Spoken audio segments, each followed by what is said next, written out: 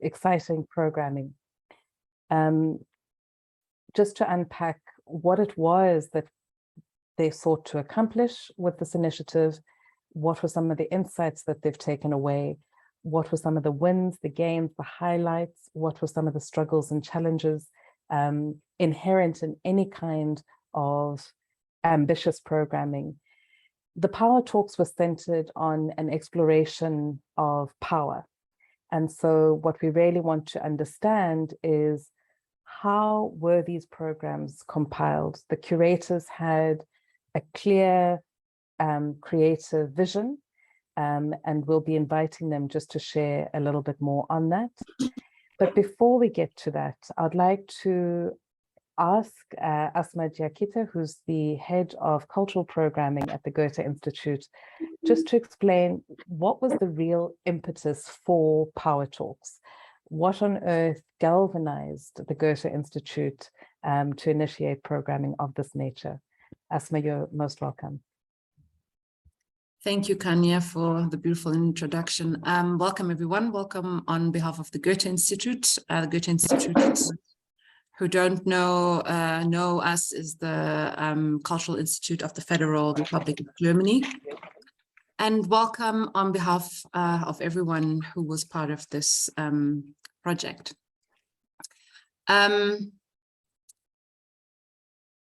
So the project started almost 4 years ago, and it kind of embarked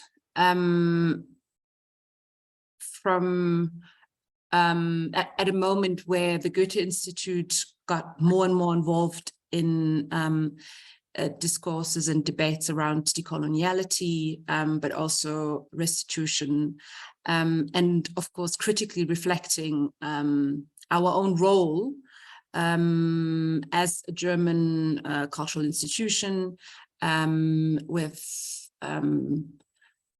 a colonial history, and reflecting on Germany's colonial history, what it means to do cultural work on the African continent, and how do we define partnerships and collaboration. So that was kind of the environment in which we worked at that time. And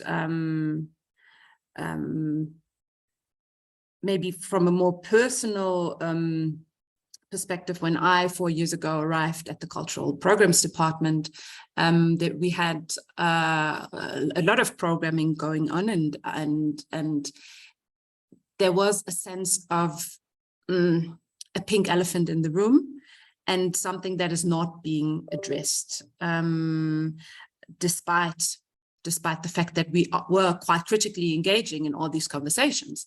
So together with the team of the Cultural Programs Department, we were thinking of how can we possibly address this pink elephant, and the pink elephant in the room is very much the topic of power and relationships between funding institutions, the access to funding in the cultural sector, and of course also the roles of European cultural institutions on the continent. And that kind of set the tone. And we started with a panel discussion in 2018, and where we invited partners to discuss that topic. But it became clear that speaking and thinking through power isn't an easy thing, and that we had to do a deeper digging, and that one format like a panel discussion won't serve the purpose. And to do this deeper digging, we then were supported by the research team of the African Center for Cities, namely by Rika Sitas, Vaughan Sadie, and Kanya Mkwabe. And from that research that research kind of laid the ground for the program, and that in it also surfaced that to address the complexities of power talks, that we cannot have that reflection being done by one person, one voice, one perspective, or even done in one space only. So we therefore asked curators from Durban, Johannesburg, the Eastern Cape, and Cape Town to help us think through these very challenging questions of working with power, working without power, and sometimes even working despite of power. And we sat over a course of almost 1 year and shared and discussed and worked through the complexities of this project. And once more, I'd like to thank all of you for your generosity and the intellectual labor you put into this project, and the openness to speak with us about these things that sometimes put us in such unease. And today we are reflecting on a series of events that happened over almost 8 weeks in 5 different parts of the country. And every iteration, I'd say, framed and situated the subject of power in a very, very different way and a very localized context. My personal thinking around power was always related to the question of partnership and collaboration, and how we as a funding institution can possibly create partnerships that are based on notions of solidarity and trust that go beyond the financial support or the financial relationship. So what was extremely important to me in those 8 weeks was the experience that key questions were the ones of solidarity, empowerment, resilience, and care. And all of these questions have been surfaced in many, many different ways throughout the program, which I think can be a great starting point for further reflection and maybe even for further action. Thank you so much for that, Asma. Good evening again, everyone. Just for those who've joined the call a little later, my name is Gqeberha, Kanya is preferred, and I was a part of the team from the African Centre for Cities at the University of Cape Town that accompanied all of the curators who were convened into a think tank for several months prior to the implementation of programming. The 3 questions that are going to be animating this debrief this evening are: how did the curatorial teams conceive of power? How did they think about power in their programming? What were the provocations that they put forward in order to interrogate and to surface this power? What were the key issues that emerged relating to power, both intended and unintended? And what were they surprised by through this process? I'm going to open the floor to Marianne McAllister, who is representing the Power Talks team from Durban. And Durban was the first site of the Power Talks implementation. And so it's only appropriate that Marianne sets off proceedings this evening. Marianne, you're most welcome. Thank you, Kanya. I'm just going to quickly share my screen and then we can get started. Go. Can everyone see my screen? Perfect. Okay, good evening, everyone. I'm Miriam McAllister, and I was the co-producer from the Durban Power Talks team. Unfortunately, our producer and co-curator, Neve, was not able to join us tonight, but I will lead you through some of our experiences as a team and just like our findings throughout the whole Durban Power Talks lead up to it and the actual 3-day event. So I'll just chat you through some of the points that we found most important.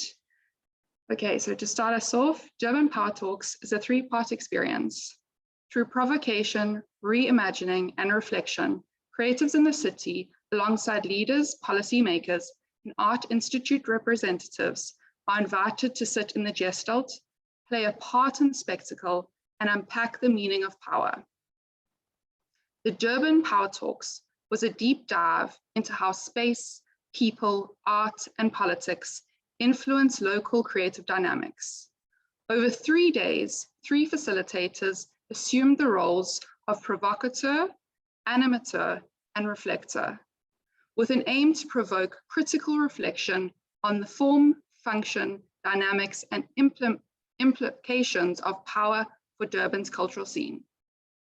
The program was centered on the spaces and 3 figures who were tasked to carefully curate conversations with Power Talks guests.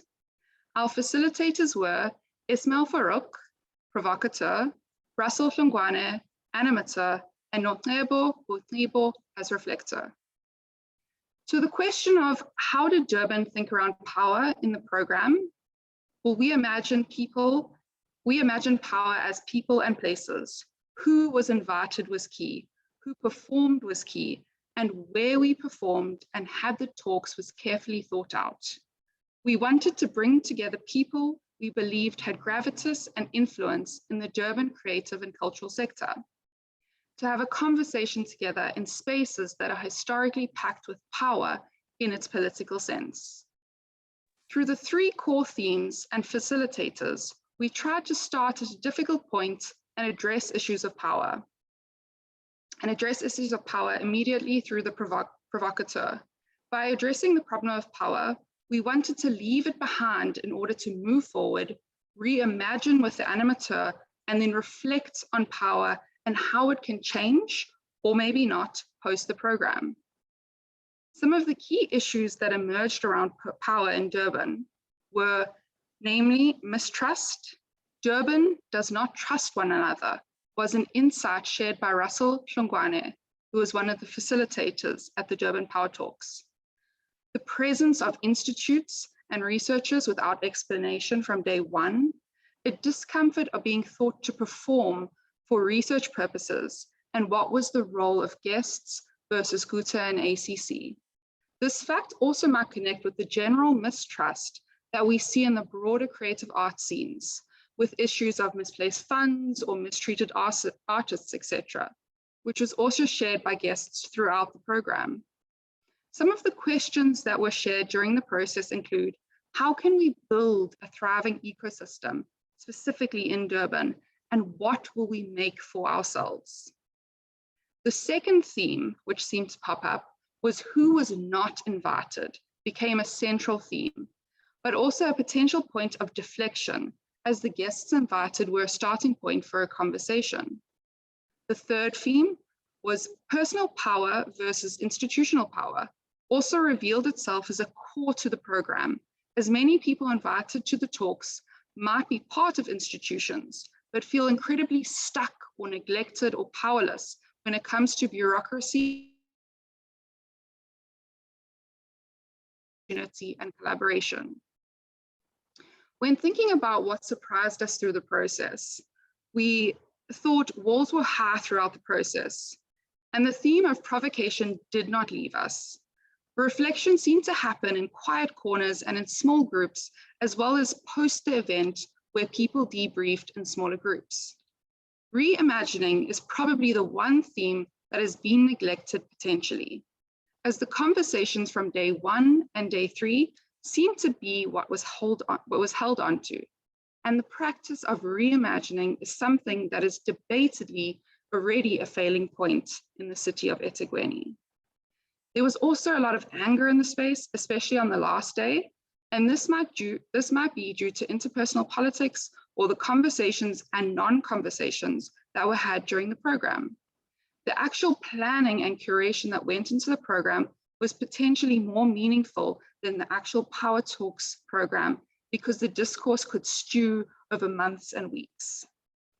A beautiful thing that happened over the 3 days of the Power Talks program was that the performers did more than just perform. As Spoo, the band leader of Bandless on day 2, demonstrated in his meditation on power. The performers turned out to be important catalysts who felt empowered to be seen in the exhibitions and their performances, and by being fairly compensated, which are 2 really important things for artists in a creative landscape and they often fail. Performances and performers embodied the more positive aspects of power. The younger, less experienced were a highlight and benefited from the program. The most important hangover from the Durban Power Talks is, as asked by Hlongwane, where do we go from here? Because in Durban, it feels like all is back to the same routine. Thank you. Thank you, Marianne. Just a process note to those who are on the call, you're most welcome. If I may ask you just to jot down any questions that you have to ensure that we're able to steam through the presentations, but not to lose sight of what you would like to contribute into the space. We have allocated substantial time at the end of all of the setting of the scene for discussion and questions and answers. Marianne, thank you so much for your contribution. We really appreciate it. I'd like to invite Muntu, who is the curator of the Eastern Cape's programming. And the Eastern Cape programming was unique in that it was not centered in one site, but two. The first session in the Eastern Cape was held in the city of Bisho, the old administrative capital of the Ciskei, and then it moved to Gqeberha. Muntu, you're most welcome. Hi, Zakanya. Thank you. Welcome, everyone. Thanks again. Yes, I like that you open with that because the fact that we had decided to split our program over these two sites, Eastern Cape people will also not be happy with you calling Bisho a city, Kanye. I think it's a capital, but it's a funny capital in that it's not a city.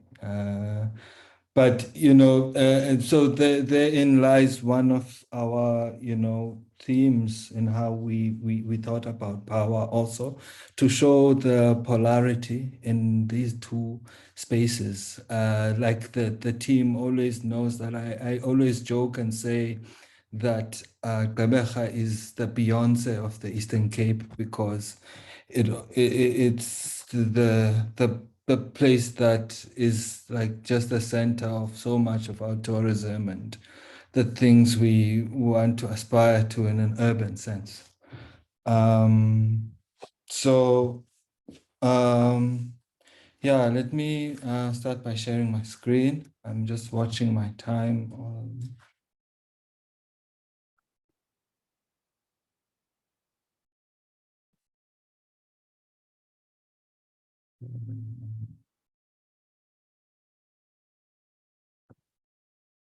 I'm going to share my screen here.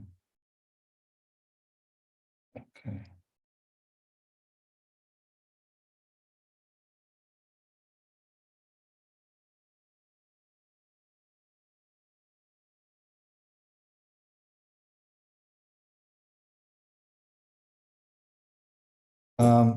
Yeah, so how we am I still clear, everyone?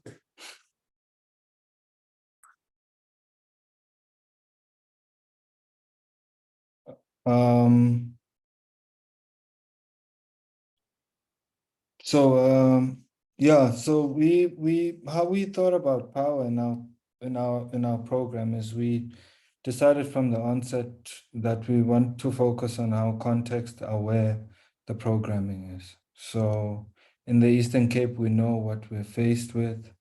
We were really aware to not try to answer too much directly to that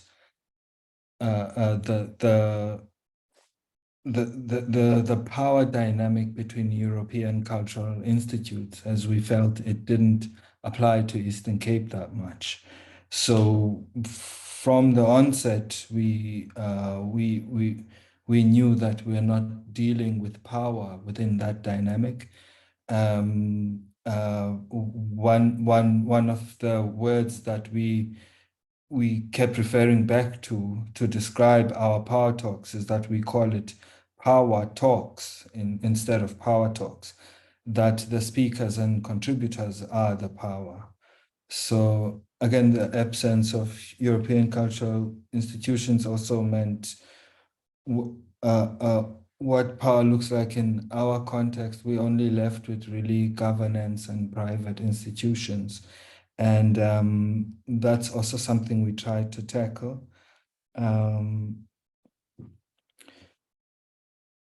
Another thing that came up is what that looks like when you look at the past iterations of Power Talks, because there's a sensitivity in how we introduce Eastern Cape to this conversation. We were also aware of that.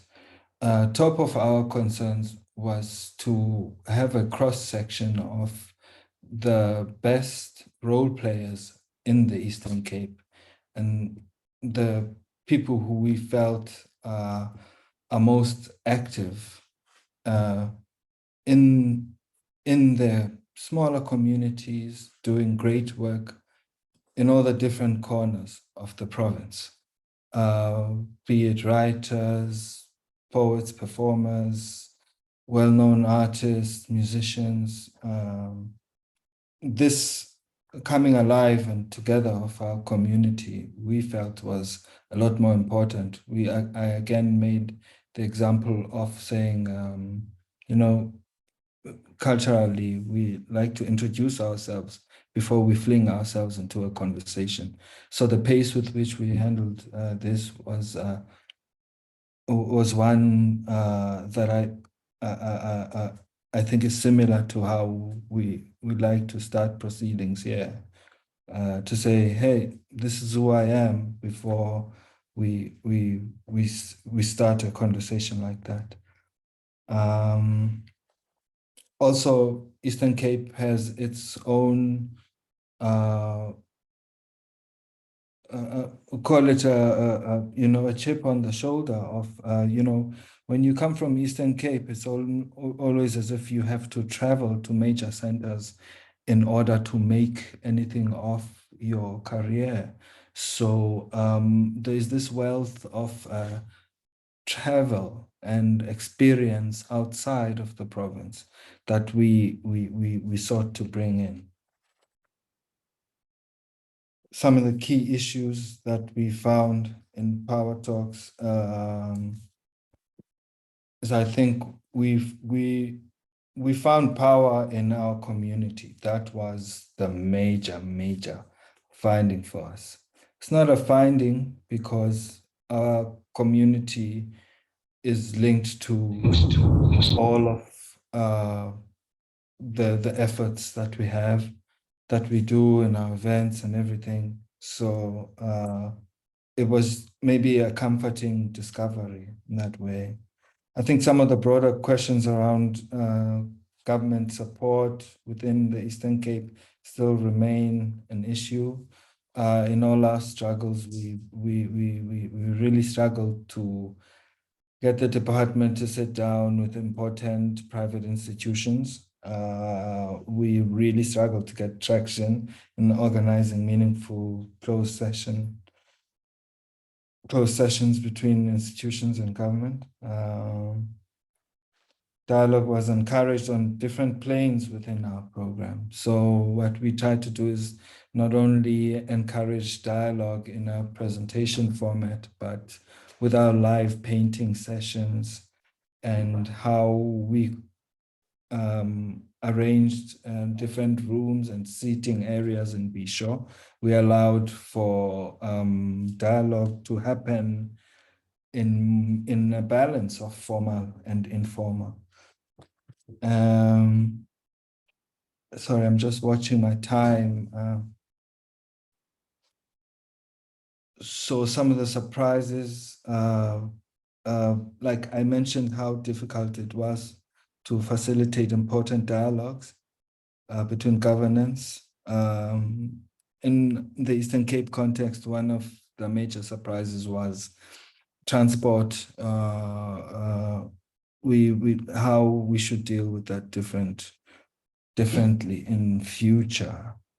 There is really so much more I could say, but Yeah, Younger, I'm not sure if you want to just add in a few things, my brother.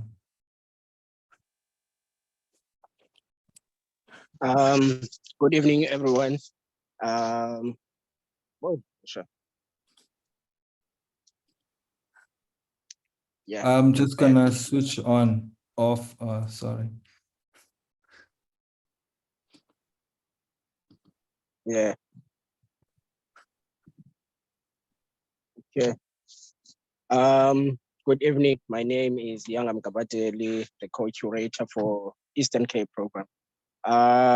Actually, for the first 2 minutes from when Kanye was saying the Eastern Cape is a city, Bisho it just proved that it's not a city by just taking me out of the internet. And it's funny that the weather this side today is exactly the same as from the day that we hosted the event. So, which brings me to actually want to reflect on just the third point, where one of the things that we faced were challenges. Is that the actual rain that came out, it just showed how people, it brought back together people who were collaborators and who were here and just took control of the event, and then just making it sure that everything that happens around with all the challenges that were there with the tents and the weather, they get them under control. So for me, that was a kind of a practice of power with all the situations that we have to encounter the challenges in that way. So one of the other things that I wanted to reflect was the use of the practice or practicing artists in the Eastern Cape who most largely are practicing here than practicing outside. In most cases, would use people who are coming from out, who are practicing outside of Eastern Cape, but they from Eastern Cape. So those were one of the catalysts that we have worked with. So without wasting more time, so I really appreciate even the reference group, which is the ACC team and the Goethe, who were involved in all the programming and mainly helping us with everything that was there that we would ask them. So I thank you for that. Peace. Thank you, Yanga, and thank you, Bondo. I have been thoroughly schooled and I will respect the capital going forward. I would like to invite Denai, and also who was the curator for Johannesburg, and she has reflected herself as Johannesburg and Pretoria, who was also a part of the reference group that led up to the programming. And Denai, I will defer to you and to Nadira, your co-curator, to determine the way in which you make your contribution on your program. You're most welcome.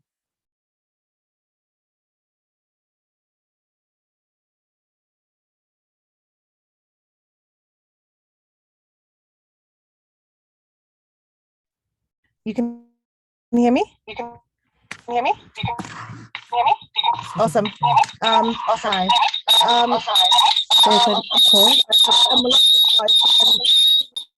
Sorry, Denai, there's a reverberating echo on your side. I'm not sure what's causing it. I think Denai is logged in with 2 devices and might have to either log out from one of them or switch it make off. sure that the sound is off and muted on the other device. Okay. Did you hear that, Denai?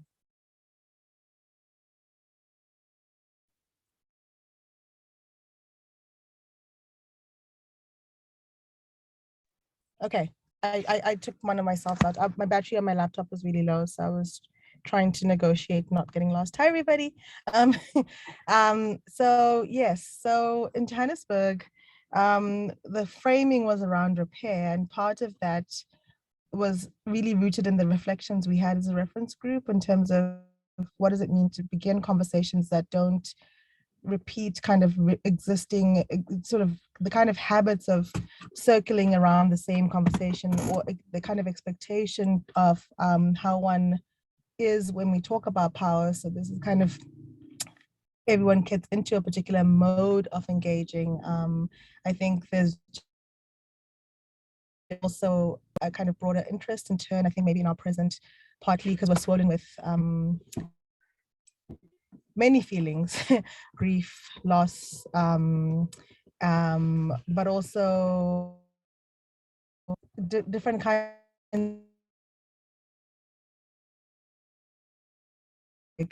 When we think of the word, which is often relegated to kind of sexual, the objectifying, and also thinking about the kind of work that people in Johannesburg have been invested in over time, in terms of even an attachment to, the place, to recuperating it, to recuperating the relation to archive, to its history.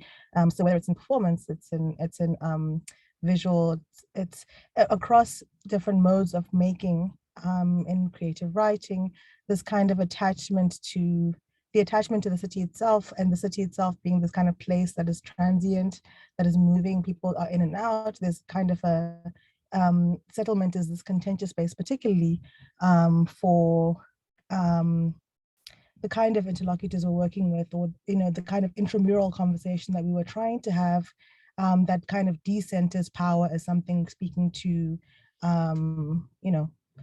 it was an intramural intentionality, let's say, an intramural intentionality in terms of what does it mean to sit with this, what is swollen in between.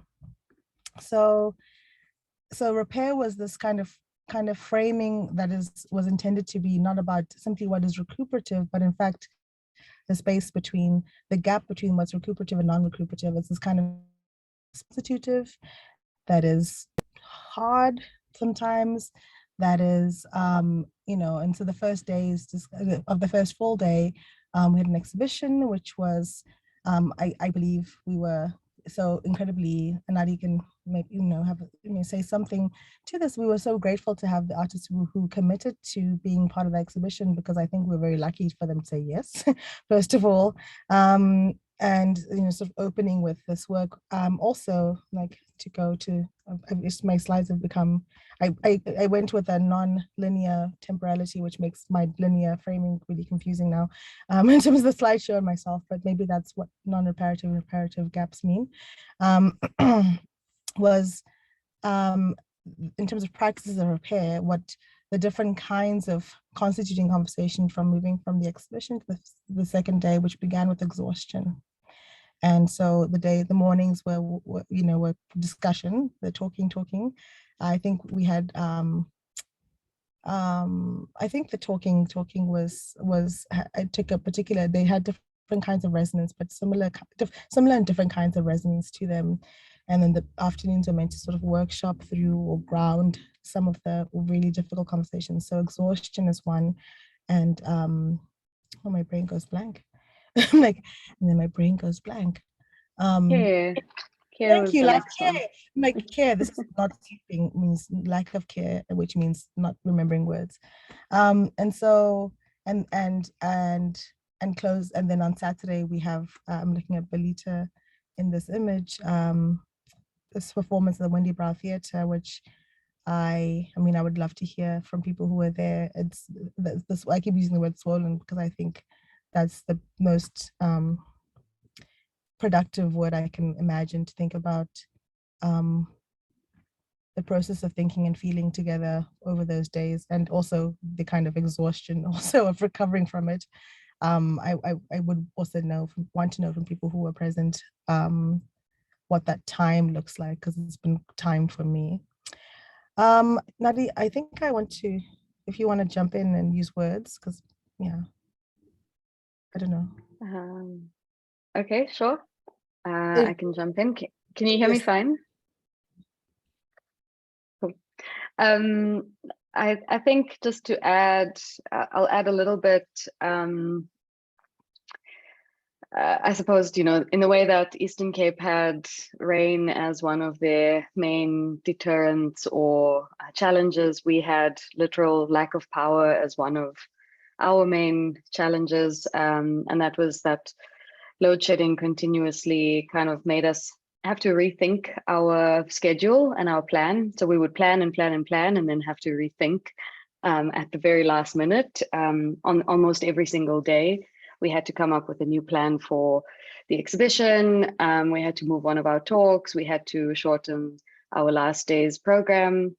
And one of the key takeaways for me from that lack of electricity, lack of power, was that every time we had to change the plan, we relied entirely on the willpower of people to come to our rescue and allow for things to happen, for plans to change. So changing venues at the last moment, changing the schedule, and having to check in with people like, can I use your space? Can I show up at the last minute? Can you assist me install an exhibition again and again? And the willpower of people was quite astounding and quite humbling, actually, that people were willing to work with us to make the changes happen every single day. And that for me was quite, it was humbling. It was exhausting also, having to continuously change things in that way because of kind of failing infrastructure.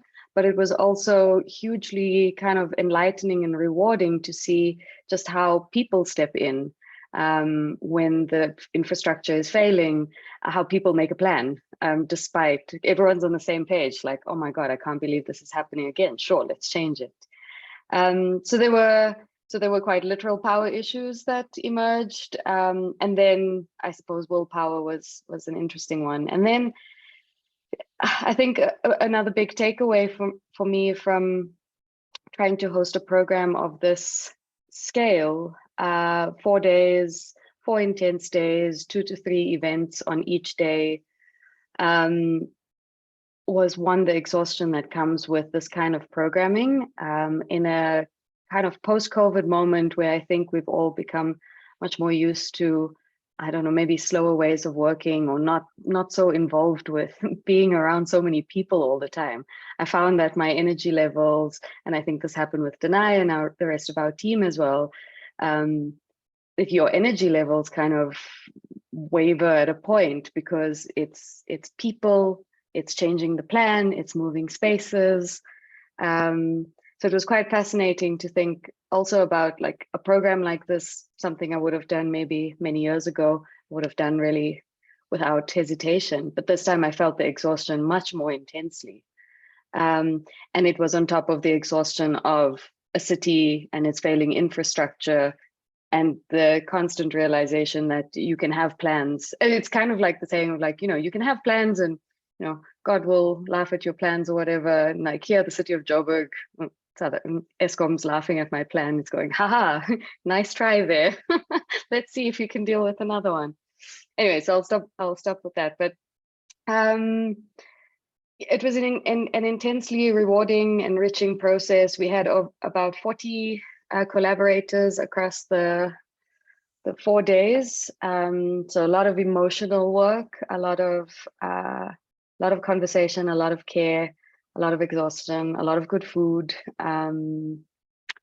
Yeah, I don't think I have anything more to say about that. Thanks, Danai. Thanks so much, Nadira.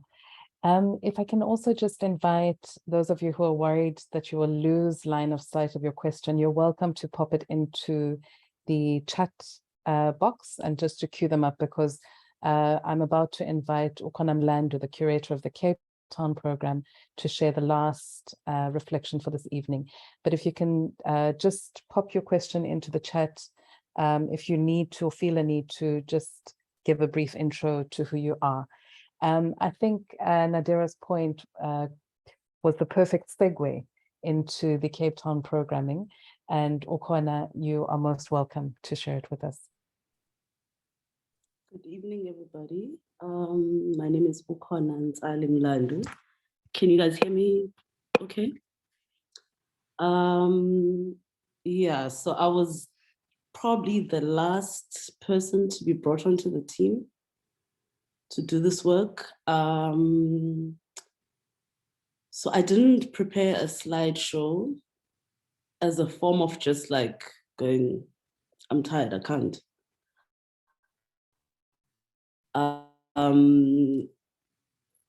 because, you know, a thing happened, there are images of it floating around. And I had to kind of think about whether in this instance, yet again, I was going to, with the time that I have at my disposal, do something very quickly because that's what's expected, or just this time around go. The images of what happened in Cape Town, they're out there. I think I mostly want to reflect on the process that led up to, which is, again, last person to be brought onto the team, because there's a lot of, certainly from my side, I experience it as lack of clarity as to what my capacity would be. And that's a combination of a lot of things. It was supposed to be a partnership between ourselves at Greatmore and Center for Humanities and Research. And then weeks before the thing was to be realized, I then had to take on the responsibility of curating. And naturally, you draw on whatever you draw on to make things happen. I think part of why I also am, I don't have the appetite to go into the details of that, is that in those 3 weeks, we did a thing. The thing was more felt, tasted, experienced than I care to speak. And secondly,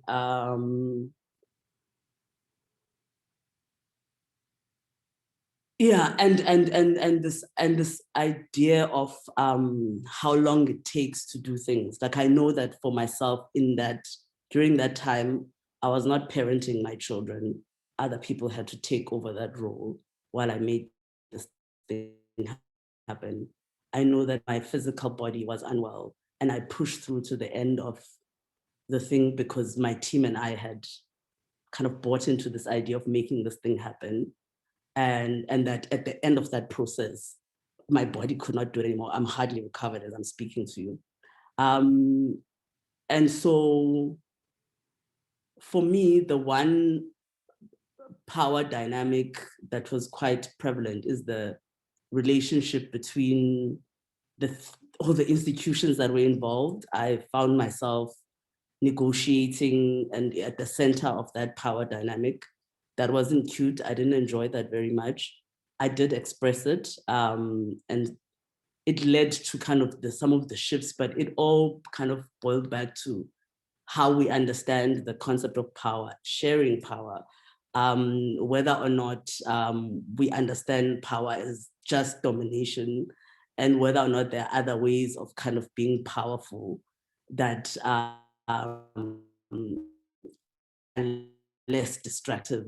And you see that reflected in kind of the curatorial direction where I was going. I'm not interested in breaking myself open and breaking the people that would come to this thing open to talk about and revisit all the ways in which power has been particularly traumatic and violent and all of the things, because I feel like we've done enough of articulating that and speaking that.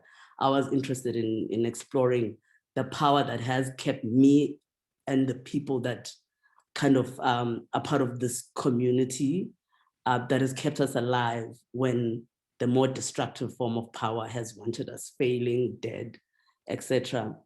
I mean,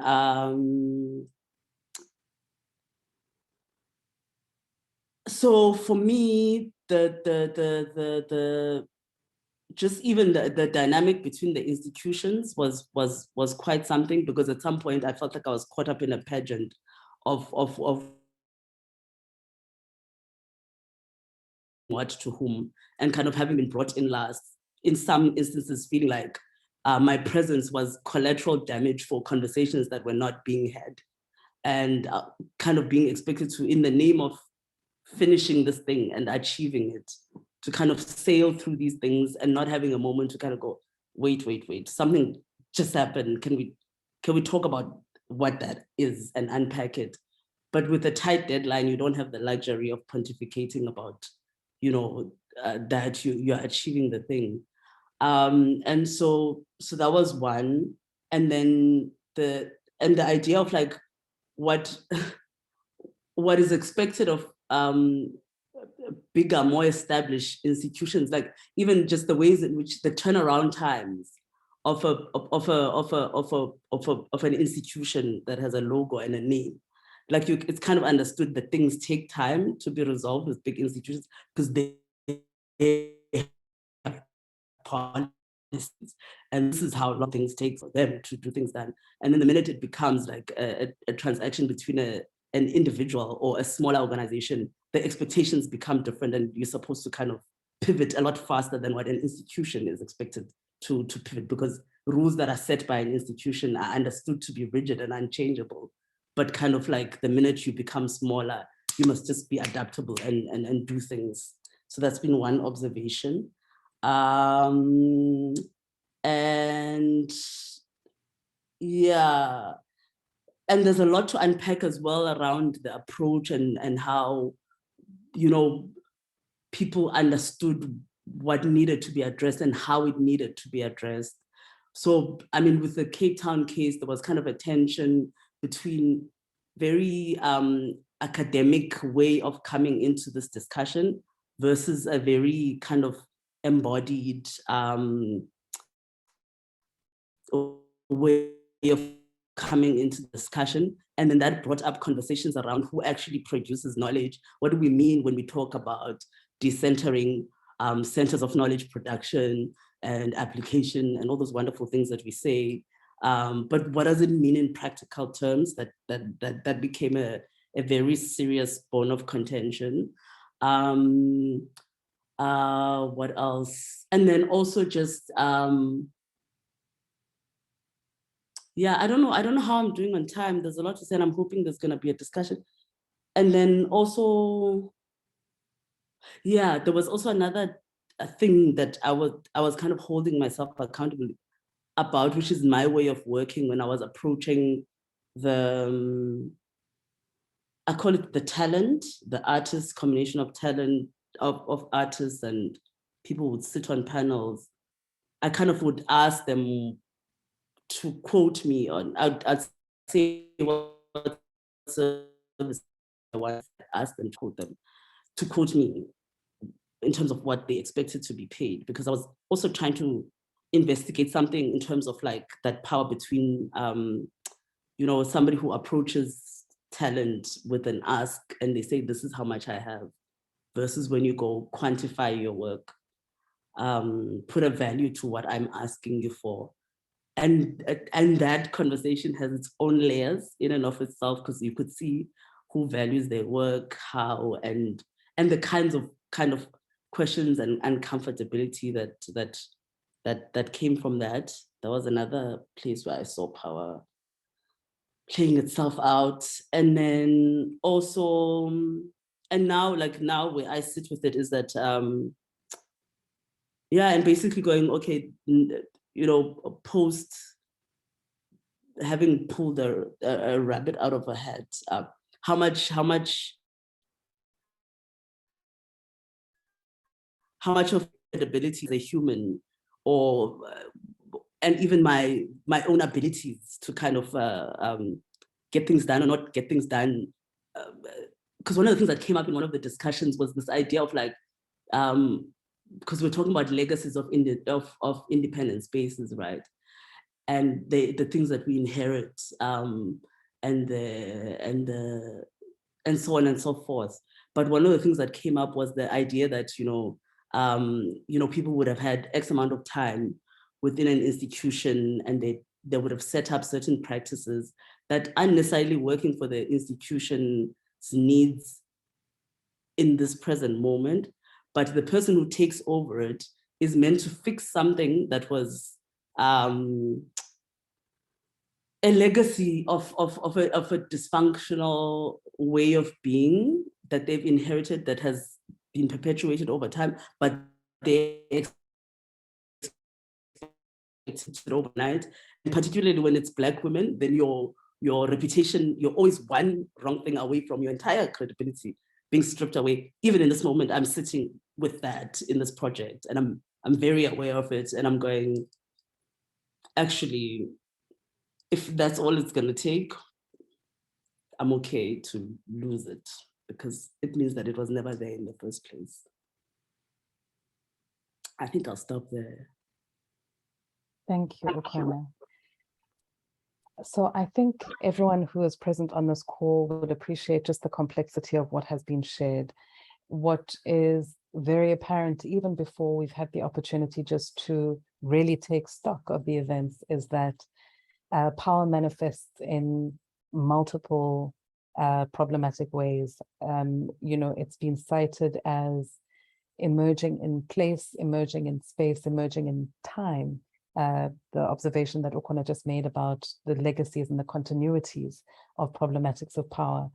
I think what both Nadira and Ukona both spoke to so powerfully is also just the power to hold boundaries firm in modalities of working that are drawing down on individuals in ways that are exhausting, was the description that Nadira and Danai used.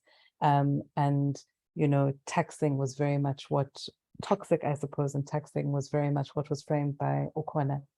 There was also the observation just about the multiplicity of levels at which power rears its head. There were descriptions of the spatial that were addressed in the Eastern Cape and the Durban accounts. There were reflections on the institutional versus the individual. And I think that power differential, which is often explored, I think just manifested itself. And so that was the interesting thing about the power talks as well, is that it was not just the programming that has given us a wealth of insights to draw from, but the process itself. Ukona also described, sort of turning something on its head in terms of approaching talent and prospecting on the basis of a predetermined budget, as opposed to asking people to define their own worth, and what that presents in terms of how you engage, what are the concessions that are made, what do you then, I suppose, not compromise, do you make a determination that you're going to do a deep dive and have more intensive programming over a shorter span of time? And so I think that we're left with a great deal to take away from this Power Talks 2022. But I also think that it's clear that a great deal more reflection and analysis will be beneficial to tease away some of these emerging strands in a great deal more detail. But I don't want to hog the time. I am very mindful that we are drawing to the end of our program. And so I will just open to the floor. If I can ask you just to indicate by show of hand and to give a very, very brief introduction to yourself if you have not done so already. The floor is open for those who have any questions, any observations, any insights to add on to for those who are a part of the organizing teams, if you would like to expand on some of these initial threads that have been gifted to us. You're most welcome.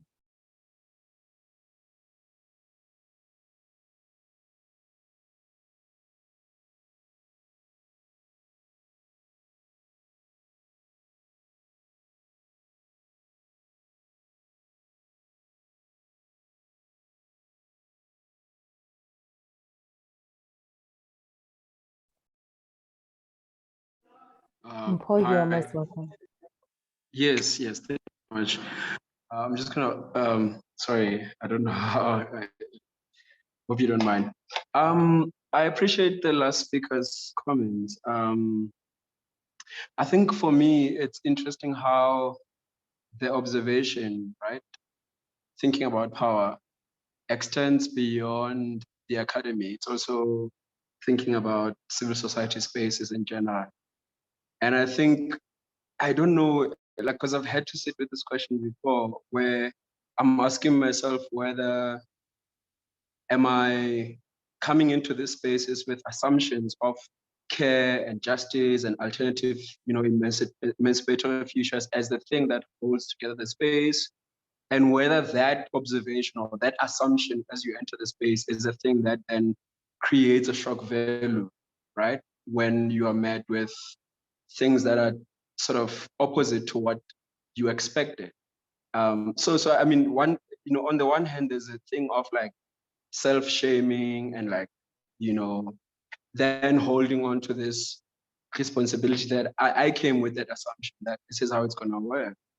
But at the same time, I guess there's also a fair question to ask, to say, and I guess this also applies to the last speaker, to say, is it not fair to then say one has a right, like it's okay and it's fair to expect that such spaces must operate from that assumption, right? The same way that you can think about friendship, where if you, I don't know, whether you're on the left, you're Marxist, you're anti-capitalist, whatever, when the relationship does not mirror what you assumed were the foundational logics of the relationship, you have the right to be shocked. So I guess I'm sort of dancing between self-shaming and feeling responsible for other people's, responsibilities or actions rather, and also then having to grapple with, what is the place of accountability in terms of the way in which then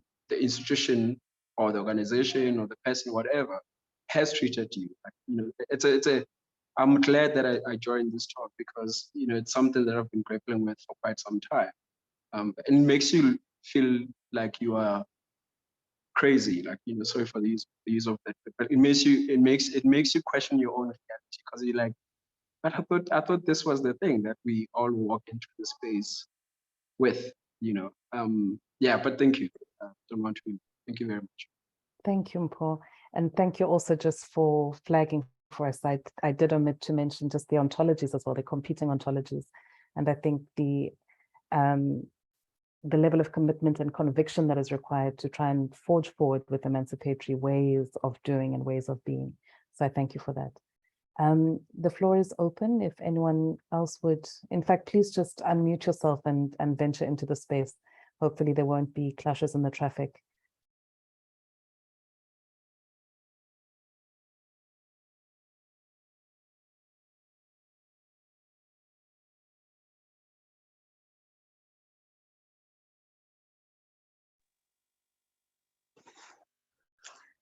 I would like to comment. I'm Sasa. You're welcome, Sasa. From Bisho in the Eastern Cape. I'm so happy that I was invited to attend this Power Talk. Thank you, Power Talk. Thank you, Yanga. You guys are quite awesome people. When it comes to power in the Eastern Cape, you know that that day that we invited there in Bisho, it was cold. It was the rain was very heavy. It was as if it was mimicking, our very thinking when it comes to power, because in the Eastern Cape, it's non-existent. Like for singers, for writers, for business owners, for hosts, unless you are connected to a family or you're a member of someone who has greater power, you will not get funding, you will not get any form of support. It's only, I think that day, it made us all realize that we have our power, the power that we're looking for. It's within us. That's why I think that guy was saying, Ubuntu, power talks, because unless you recognize that in the Eastern Cape, unless that power comes from within you, if you want to do something, you do it for yourself. You wake up, you do it. You don't wait for any outside help. And once you do that, you align yourself with the community. A community is people that have the same ideas as you. They celebrate the things that you celebrate. It's not necessary our government.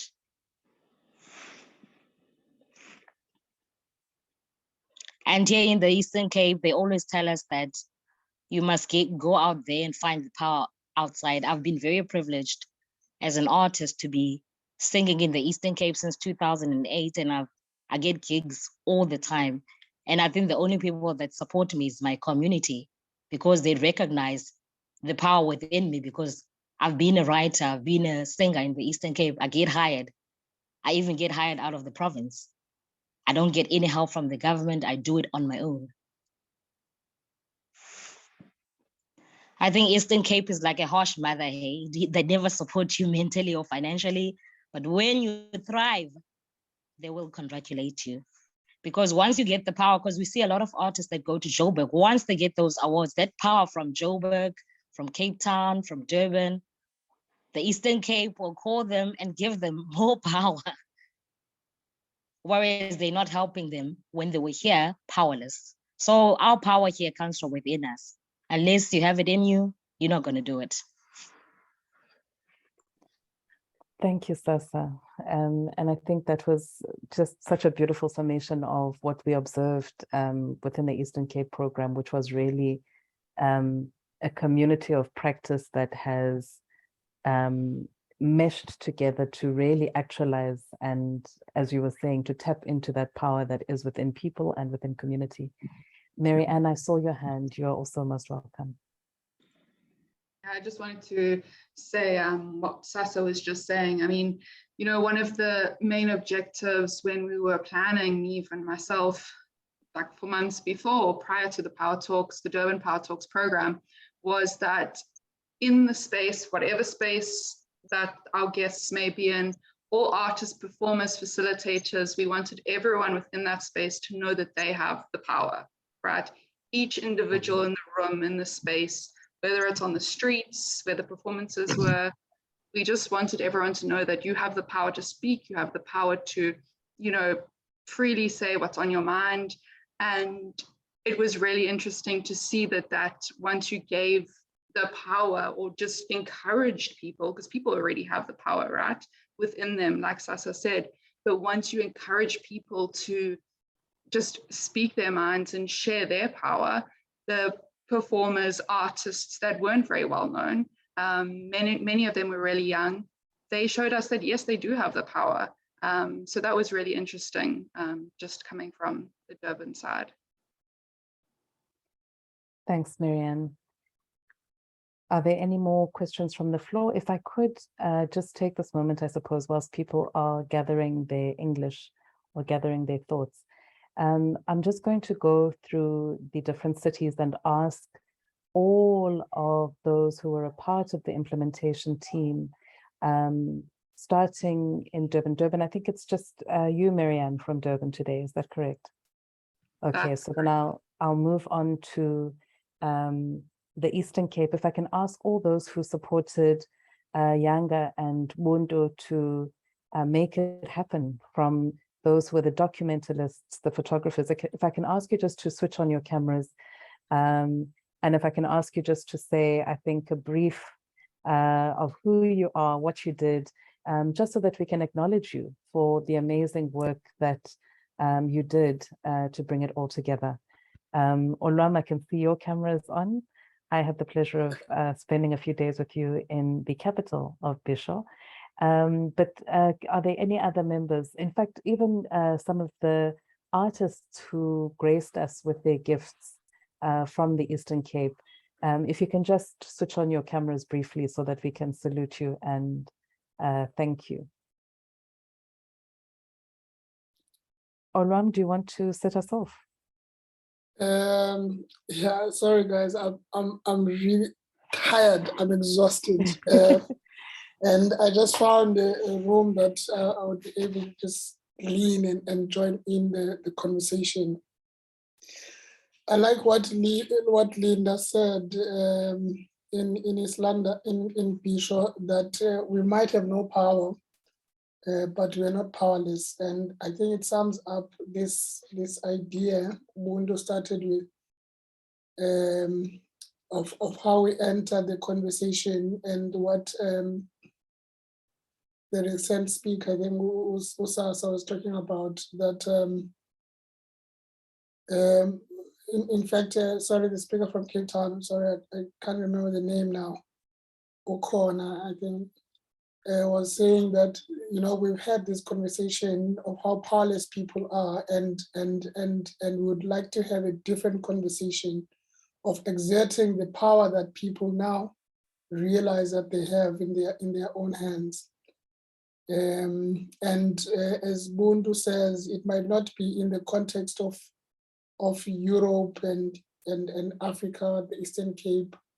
It is to really look into our arsenal and see, I can use this form of influence in order to exert my life and get things done.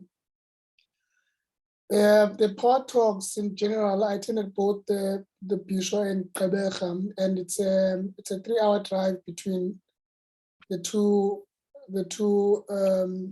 towns, city and the town. And I wanted to say, because of my situation, I had to drive in the morning to Bisho and then drive late at night. Also because of a personal situation. So the labor and the driving and the traveling that one has to do in the Eastern Cape, which Bundu has already related earlier on.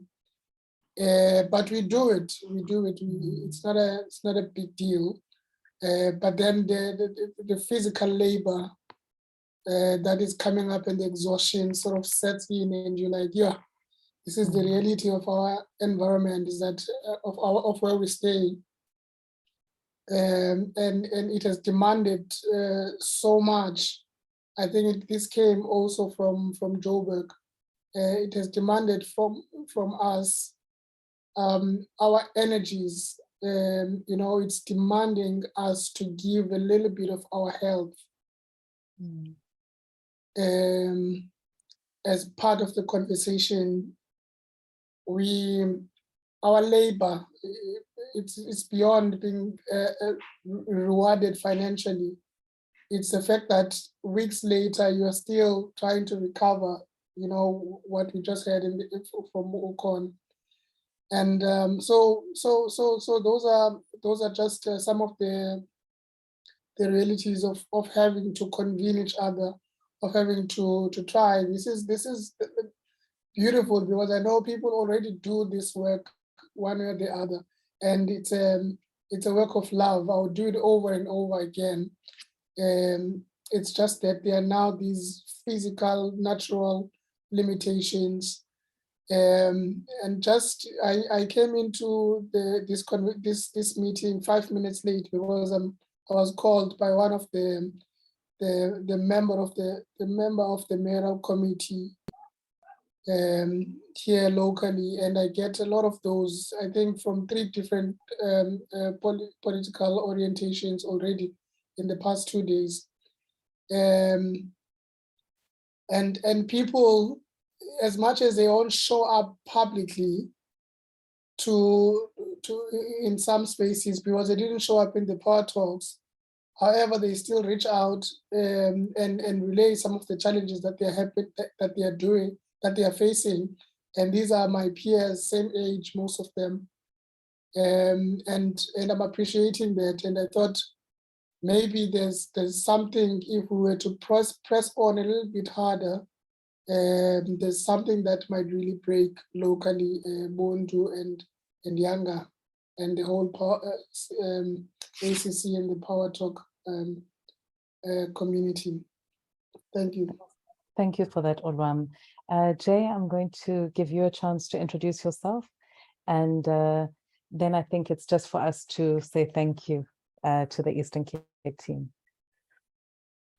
Hi, everyone. My name is Gqeberha, but everyone calls me Jay. I was just helping out with the Eastern Cape leg of the Power Talks with documentation and design work for the social media. I really enjoyed taking part of it. It was incredible to see all of the amazing work that people are doing in the Eastern Cape. And it's very similar to what Sasa said about like everyone sort of giving themselves their power and not limiting themselves, even though their environment doesn't necessarily give them the opportunities. They're still going for it, which was very inspiring, even for like, anyone really, like anyone who saw that would feel inspired. So yeah, I really enjoyed it. I didn't prepare a speech or anything, so I don't have to say. But yeah, that was pretty much it. Thank you so much, Jay. I beg your pardon. Thank you so much for that, Jay. I saw Nkululeko switch on his camera briefly just to correct me in saying that Marianne was the only one representing Durban. And I wonder, Nkululeko, if I can invite you just to share, just some of your brief takeaways, what has been ruminating with you since the Durban Power Talks program was implemented. How are you keeping, Kanya? Very well, thank you. Thank you for asking. Well, thank you. Yeah, I think I was a bit of the troublemaker in Durban. And I suppose it all culminated on the last day when I wasn't around. But yeah, I think as a sign of respect, good evening to everyone. As a way of introduction, I'm Nkululeko Mthembu. I was not a organizer, or I wasn't involved in the coordination of the Power Talk. In fact, I was invited as a participant. And just as a way of background, I think, on day one, I was very vocal in many ways. And yeah, it was quite interesting. And I think it's just, in many ways, I mean, now that we're looking at what's happened, well, yesterday, first and foremost, last night, with the whole monarchy, the presidential election and all of these things, it's a volatile space, Durban as is. And I think there's always a negotiation of power.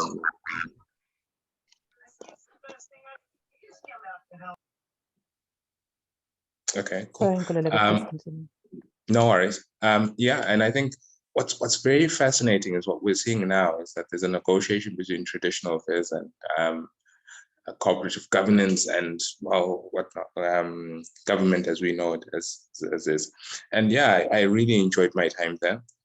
Even though I was a bit of a prickly character, I really enjoyed my time there. I think there was a lot of frank discussions. There was latitude for people to be themselves. I in many ways, you were afforded that sort of latitude to be yourself in the broader sense. It was wonderful. I appreciated every single moment of it. I think insofar as the narrative that was projected on the first day was a very strong one, I think it did itself quite well. And I enjoyed it. I think it was a well thought out engagement. I enjoyed some of the discussions that were had, and many of the spaces that were actually activated with strong reverence, which is something that many folks take for granted in Durban. And I think this was really something that was really great. You know, I mean, we went into art galleries, we went into a jazz lounge, jazz club, and we went into religious institutions and all of that, right? And with that all, you know, it's like it was bubbling. So thank you to everyone. Yeah, thank you all. Thank you so much. I appreciate that, Nkululeko. I'd like to just invite those from Joburg who supported Denai and Nadira to implement programming. Don't feel any pressure to contribute anything if you're an introvert.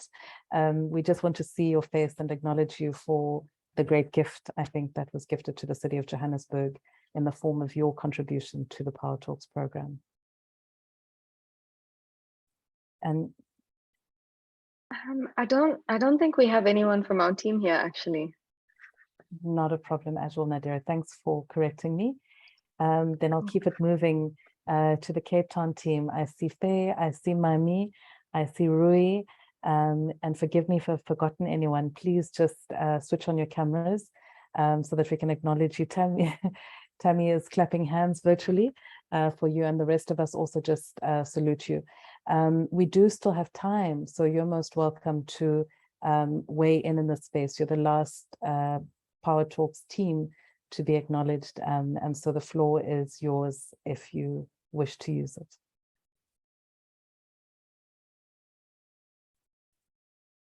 Hi. Hi,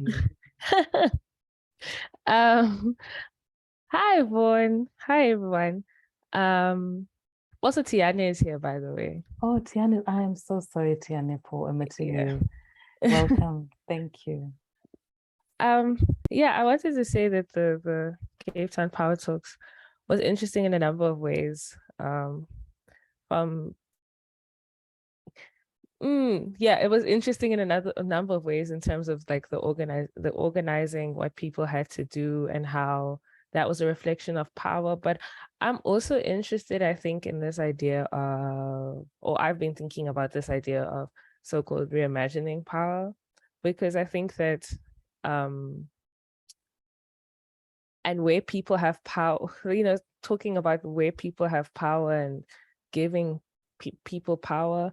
I think that the impetus from Ukona, which I think is spoken to in the way that Joburg also decided to kind of reframe power, or was to say, look, power doesn't only have to be one thing.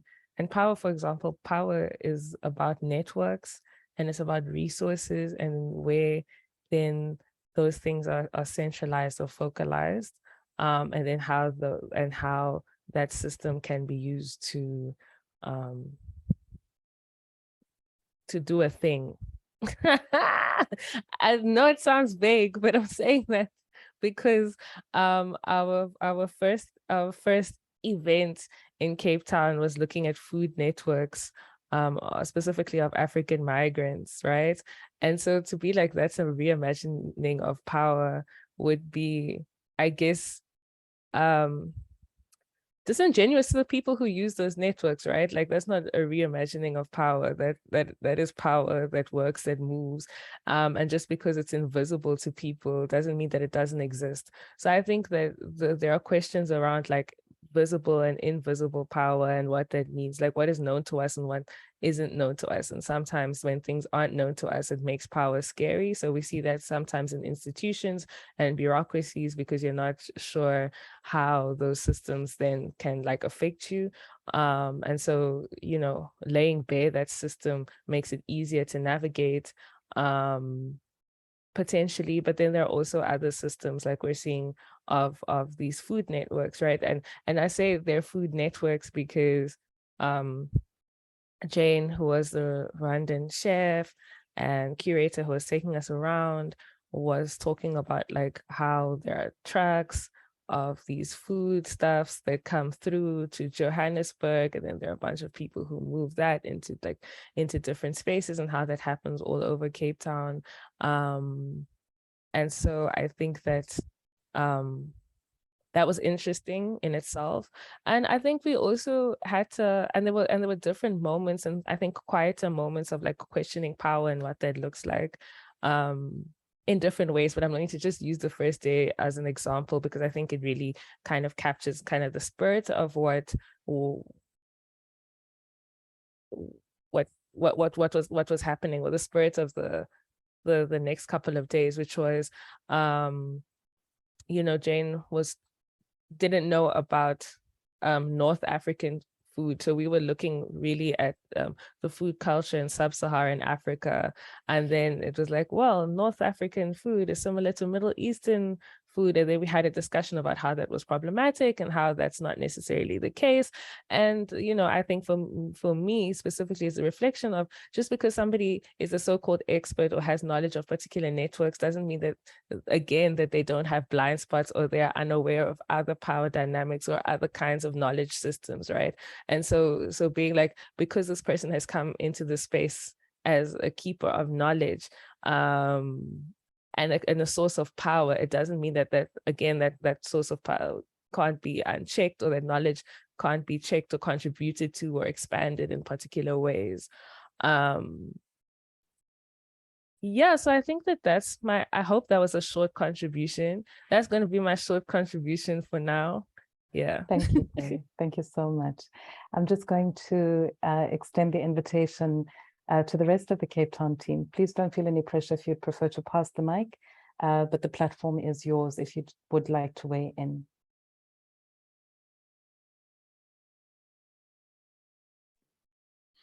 Hi, everyone. I would like to say something.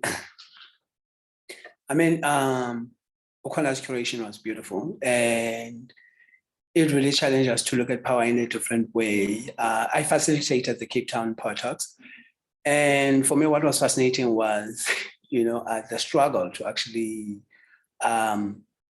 look at alternative forms of power, because what I kept observing was hegemonic forms of power creeping in, because it's what we know, it's what we used to. And now this challenge of looking at power in a different ways was really challenging. That was my observation, which I think is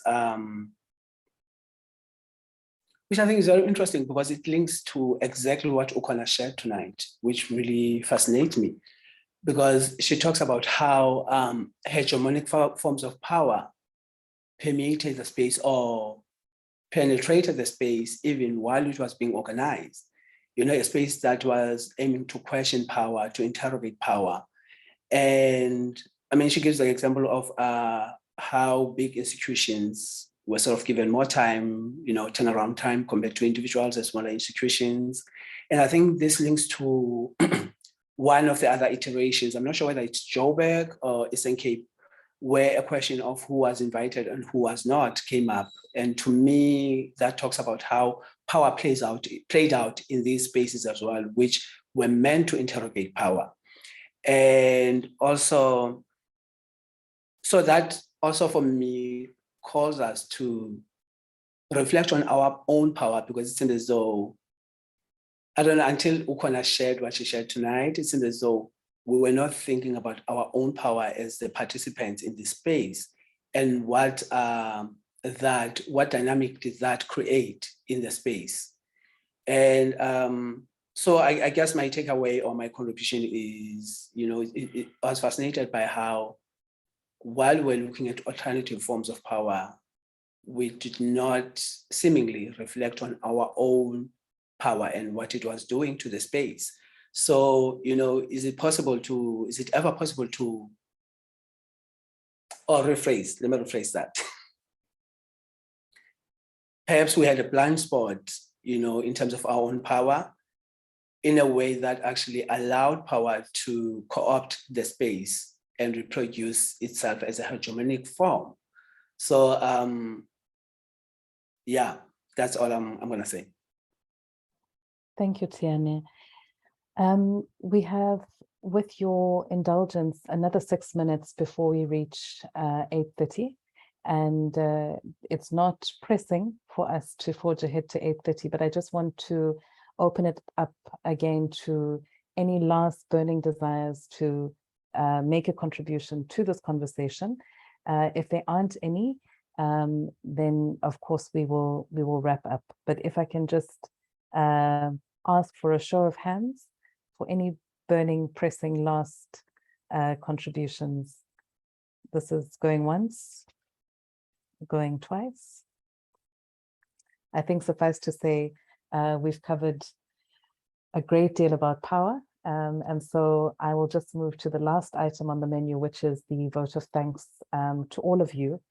It was tasked to me, but I'd like to throw it back to my colleague, Rika, and just ask her to give her closing summations. Rika has an uncanny and really beautiful ability to have razor precise precision. And so I know she won't take us over time. She'll say what's pertinent and salient, and in quite a beautiful way too. Over to you, Rika. No pressure. I mean, I definitely don't feel like I should be the last word. And I know that Nkululeko had his hand up, so I'd like to just say one or two things and then hand it back hand it back to him. I mean, I think just there's nothing, you know, for somebody whose job it is to work with words, I feel quite I'm struggling to find the words, because it was such an incredibly powerful program that didn't lean away from some of the most uncomfortable conversations as well, as we can see just in the way that people have been talking about it tonight. And I think it's, I don't think there's anything new I can say. People have pointed out how there are this gravitational pull to well-rehearsed performances and ways of speaking and ways of being, because they are comfortable to us. But what I really appreciated in each of the tons and each of the engagements and all of the programming is offering something else and something otherwise, and otherwise as in troubling, and otherwise as in possibly difficult sometimes, and otherwise in terms of all forms of wisdom that come with this very arts-based forms of inquiry and engaging in these very difficult issues of power. And although this was framed within the cultural sector, it's unsurprising that any form of power dynamic happening anywhere is going to, it's going to be unsurprising that that plays out in these sectors. And so I really also just wanted to echo the thanks that the amount of work that went into this, the program itself was just one little culmination of a very long engagement for a lot of people, except for Kona, who did step in at the very last minute and pull together an incredibly moving sensory program, which was a wonderful way in a sense to end the process as well. But I would like to leave it there, because I know that the Durban troublemaker, which was very appreciated, I think, by everybody in Durban. Yeah, you can have the last word.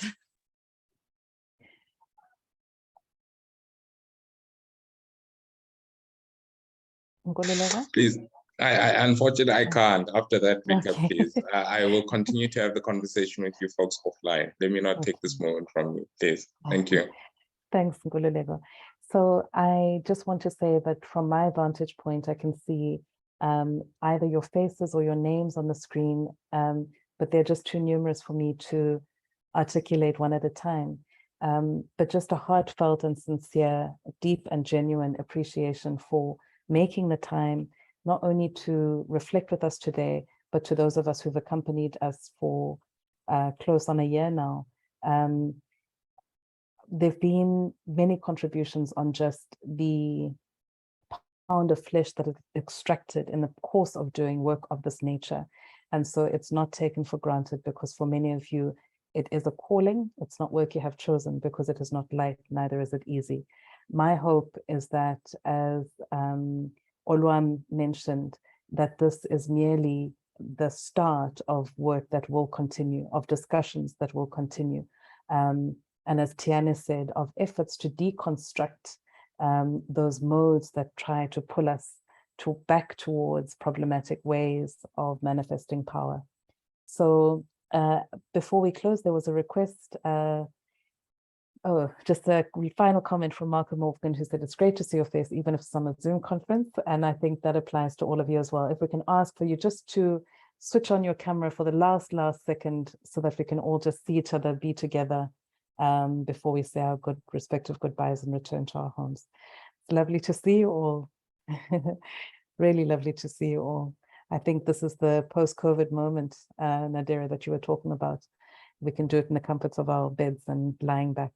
So thank you all very much. It's been a pleasure. And may our conversations continue on into the future. Goodbye and good night. Thank you. Good Bye, night. everyone. Thank you. Bye. And thanks for